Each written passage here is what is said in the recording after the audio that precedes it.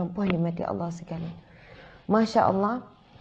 Jadi sebagaimana hadis Nabi SAW, Nabi bersabda, ala inna fil jasadi mudghah, sesungguhnya di dalam tubuh badan kamu ada seketul daging. Wa idza salahat salahal jasadu kulluh, apabila daging ini baik, daging ini kuat, daging ini utuh, daging ini mantap, salahat jasadu kulluh, maka baiklah seluruh anggota badannya. Wa idza fasadat, apabila daging itu buruk, rosak, busuk, fasadal jasadu kulluh, maka rosak, busuklah seluruh anggota badannya. Ala wahya qalbun, ketahuilah itu adalah hati. Subhanallah. Jadi sangat ditekankan tentang hati.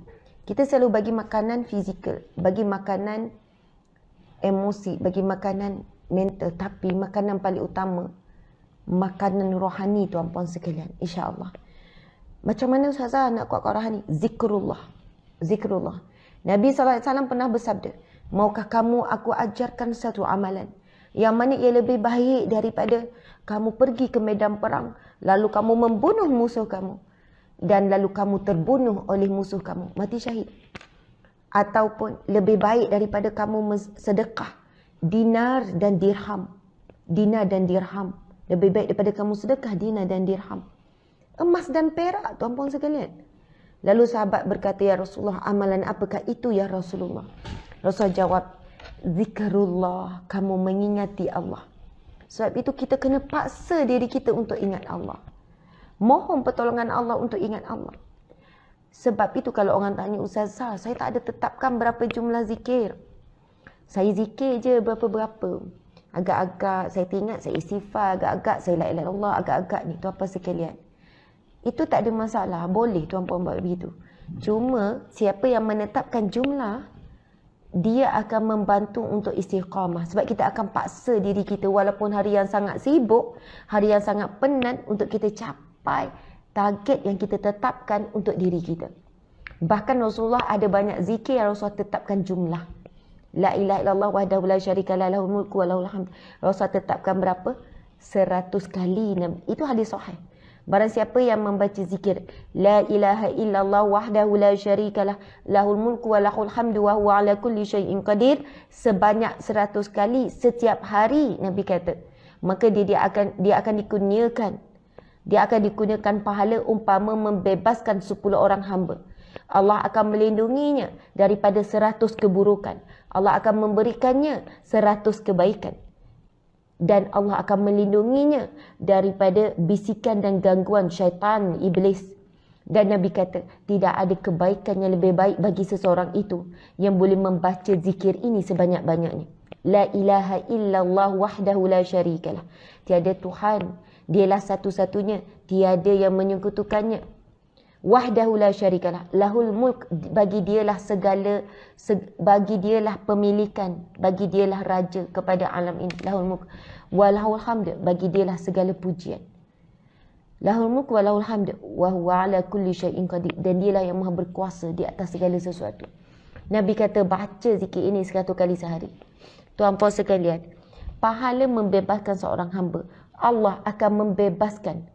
Allah akan membebaskan setiap anggota badan kita daripada api neraka. Itu rujuk kepada hadis Nabi yang lain pula. Nabi bersabda, pahala ganjaran orang yang membebaskan seorang hamba, Allah akan membebaskan setiap anggota badannya daripada neraka. Tapi dengan membaca la ilaha illallah wahdahu la syarika lah, lahul mulku wa lahul hamdu wa huwa ala kulli syai'in qadir sebanyak 1 kali sehari. Allah kata melalui Nabi Muhammad SAW, hadisnya, hadis sahih tuan-puan sekalian, pahalanya ibarat membebaskan 10 orang hamba. Allah akan bebaskan kita daripada api neraka ni. Allah lindungi kita daripada 100 keburukan yang kita tahu dan kita tidak tahu. Allah akan memberikan kita 100 kebaikan. Tuan-puan sekalian, sebenarnya jalan ke syurga lebih luas terbentang berbanding jalan ke neraka.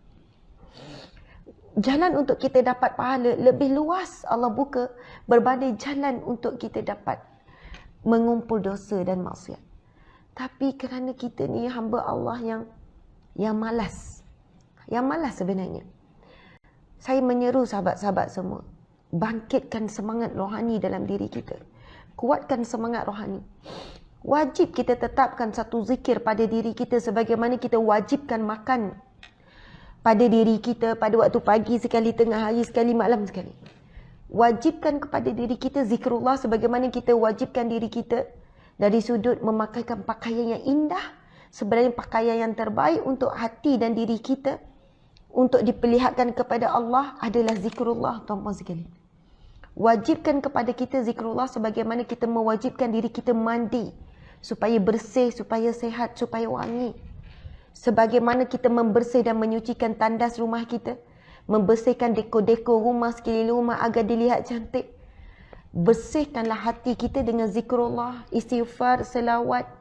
Al-Quran itu zikrullah, tuan-puan sekalian. Solat itu zikrullah. Sebab itu Allah berfirman, aqimis salah, dirikanlah salat li zikri, untuk mengingatiku.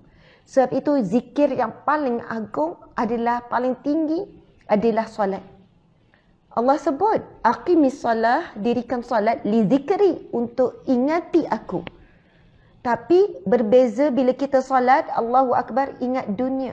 Ingat apa yang kita baca tadi tu, gosip-gosip. Ingat apa yang kita nampak. Apa yang hilang jumpa masa solat. Rupanya masa solat kita bukan mengingati Allah, tapi kita mengingati makhluk. Bukan Al-Khaliq, kita mengingati dunia Allah. Sahabat-sahabat, ini diri kita. Terlalu dahsyat. Bukan solat 2 jam, bukan solat 1 jam. Solat 5 minit saja. Ada orang semayang laju. Berkira sangat waktu dengan Allah. Semayang laju. Kalau saya berhenti RNR tu, saya kadang-kadang pergi solat mana-mana, saya rasa macam sedih. Doa dalam hati, ya Allah, kesian dia solat laju, takut tak sah. Kadang tu kita rakaat pertama tak habis lagi, dia dah tahiyat bagi salam dah. Kenapa dengan Allah berkira-kira waktu dengan Allah? Allah tidak pernah berkira dengan kita. Bagi kita nafas percuma, tak pernah dibayar, tak pernah sampai bil pada kita kena bayar nafas yang kita sedut. Allah bagi kita jantung percuma. Allah bagi kita mata yang luar biasa, boleh lihat, boleh tangkap semua warna percuma. Allah bagi kita pendengaran yang baik percuma. Allah jaga pula tu maintenance. Kita tak pernah pergi ke hospital, doktor nak servis jantung, nak servis paru-paru, dah guna 40 tahun dah paru-paru ni. Sedup asap exhaustor, asap kilang pun sedut, asap ni, kod lah ada masalah. Tak pernah. Allah bagi percuma, Allah yang jaga, Allah yang Hafiz yang Muhaimin yang jaga. Allah yang Ghani yang Mughni. Allah yang Salam yang berkesejahteraan. Allah bukan sekadar bagi kita percuma tumbuh badan kita ni. Allah jaga servis, maintenance tu Allah yang jaga, tuan-puan sekalian. Tapi kita berkira masa dengan Allah. Allah tak berkira dengan kita, tuan-puan sekalian.